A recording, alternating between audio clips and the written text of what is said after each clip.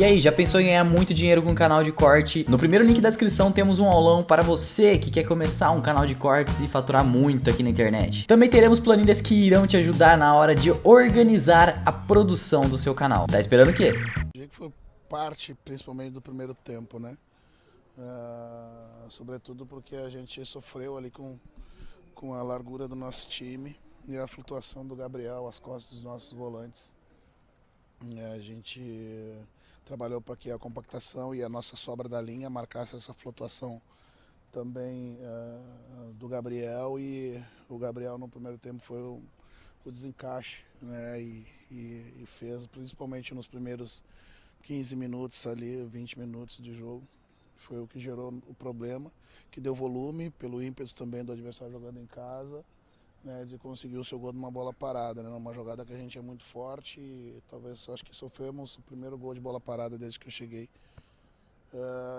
Depois a gente encaixou um pouquinho melhor, né, a compactação e a flutuação do Gabriel foi marcada ora pelo volante, ora pelo nosso jogador da linha de três defensores.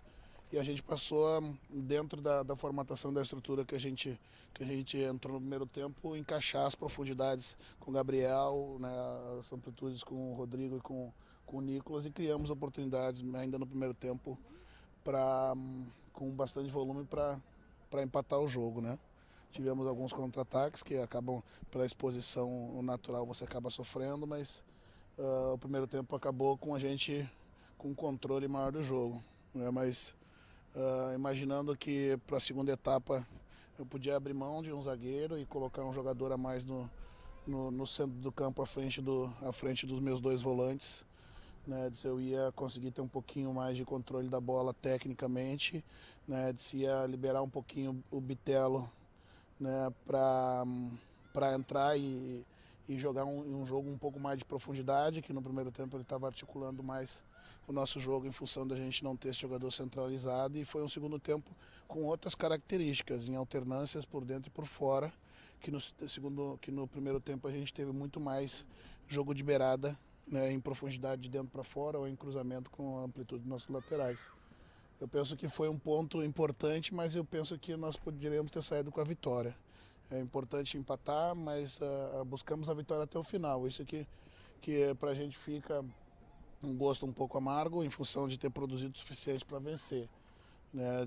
Já são muitos jogos de invencibilidade, né? Bem da verdade, muitos deles empate, mas o que nos deixa com uma expectativa positiva é que a gente produziu bem e com o Campas na posição centralizada, saindo para o lado esquerdo, gerando superioridade por aquele lado. Bom, sobre essa troca, Roger, né, foi feita no intervalo, ela foi circunstancial, o desmanche do trio de zagueiros para a entrada de um meio-campista, que é o Campas. Você já tinha feito uma troca semelhante no último jogo, quando o Nathan sentiu algo. Ela é circunstancial pela partida ou é algo que você já está pensando em desmanchar esse tripé de zagueiros para colocar mais um atacante, um meio atacante? As variações são para determinados momentos do jogo, são para cada adversário, né? Hoje trabalhamos com três zagueiros, né? Imaginando um tipo de jogo que fazer. O jogo ofensivo a gente conseguiu propor dentro dessa característica, porém, como eu disse, os nossos pontas eles acabam sofrendo um pouco, né? Tendo que, junto com os alas, né, ter um volume de jogo grande, né? Se o Bitelo também acaba nessa estrutura sendo o nosso meia, entrando para dentro do campo, mas também com compromisso de retorno pelo centro do campo na fase defensiva.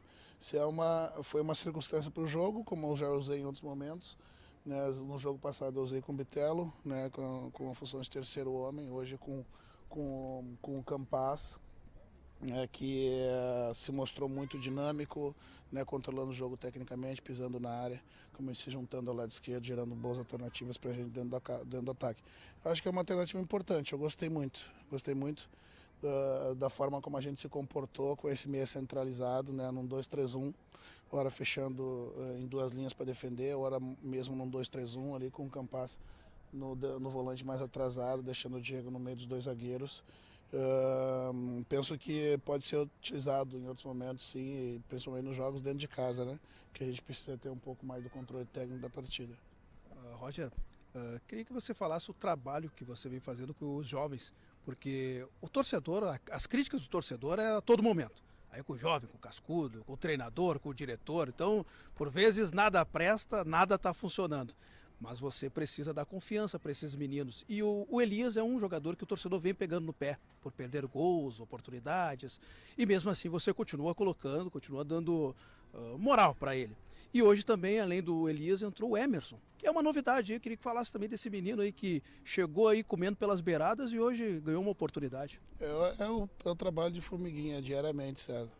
Enquanto batem do lado de fora, tem que fazer carinho dentro. Mas sem deixar de cobrar e mostrar para eles onde é que eles estão pecando, né? No caso específico do Elias, durante a semana eu chamei para conversar num cantinho, que às vezes vocês veem eu chamar um outro menino. Eu tenho duas notícias para te dar, uma boa e uma ruim. Qual que tu quer ouvir primeiro? Disso a ruim. Disso a ruim, tu está perdendo gols que tu não deveria perder. E a boa é que mesmo perdendo esses gols, tu não tem medo de se colocar nessas condições. Né? Então isso é sinal de coragem, é sinal de não se esconder atrás do erro, né? E buscar aperfeiçoar. Né? Então eu vou seguir te colocando porque eu sei que quando tu é um jogador que bate bem na bola, que tem um bom refinamento, né, de finalização, porém, né, precisa muitas vezes tomar a decisão mais acertada, o gesto técnico. Antigamente os goleiros quando o atacante se deparava com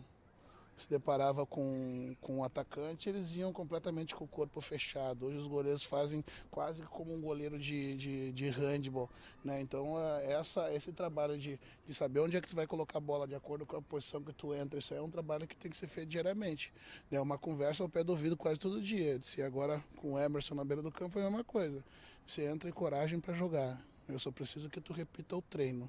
Ainda no último lance do jogo, ele pegou uma bola e jogou para trás. Acabou o jogo, eu falei para ele que não era para jogar para trás, era para tu enfrentar o marcador.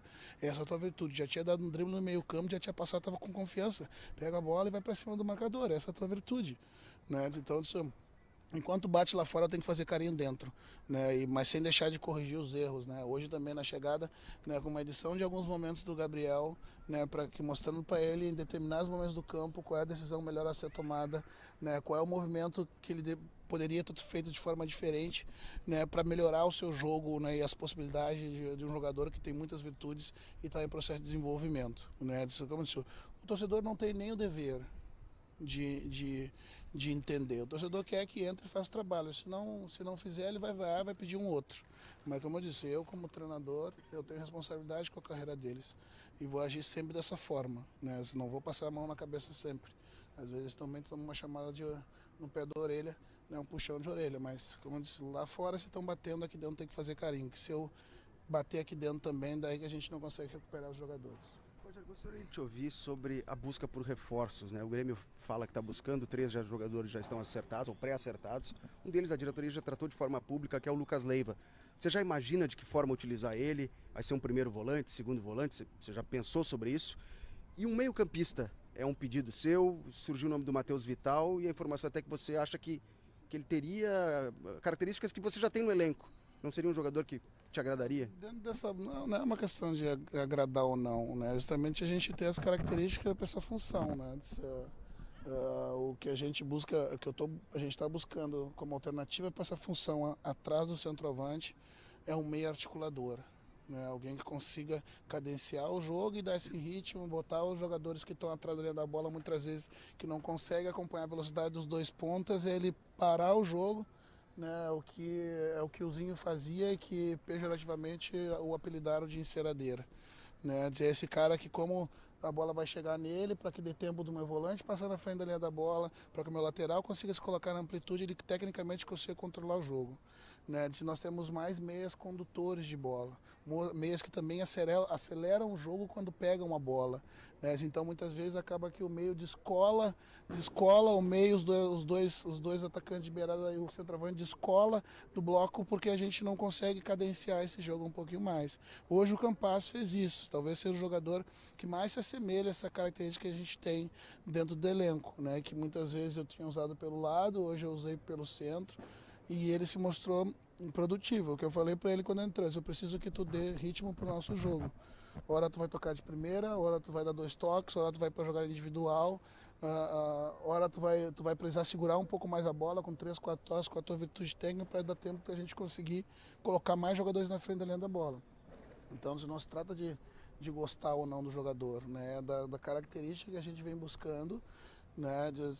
Para que a gente consiga ter um jogo que a gente teve, sobretudo no segundo tempo, né? Para que o Bitelo consiga, não precise ser o nosso volante e o nosso articulador ao mesmo tempo. Isso desgasta. No segundo tempo, dividindo as articulações com o Campaz, ele pôde entrar mais dentro do campo, usar suas profundidades, fazer o jogo que ele sabe fazer, né? Então, com relação aos reforços, o Lucas é um jogador de 15 anos de Europa, né? Dizer que quando me perguntaram a respeito do Lucas, eu disse o jogador do nível do Lucas, a gente precisa ter no grupo vários motivos, pela sua característica, pela sua liderança, pela sua história, por tudo, de todas as formas ele vai contribuir, né? E o treinador tem o dever de encontrar um lugar para um jogador desse nível atuar, né? Eu acho que ele pode atuar de primeiro, eu acho que ele pode atuar com o Bitelo, ele pode atuar com o Vila, né? Ele pode jogar de segundo, né? É um jogador que, como diz, vai emprestar toda a sua experiência e sua capacidade para nós a partir desse momento, né? A gente também está buscando alternativa para as beiradas, né? Justamente para a gente,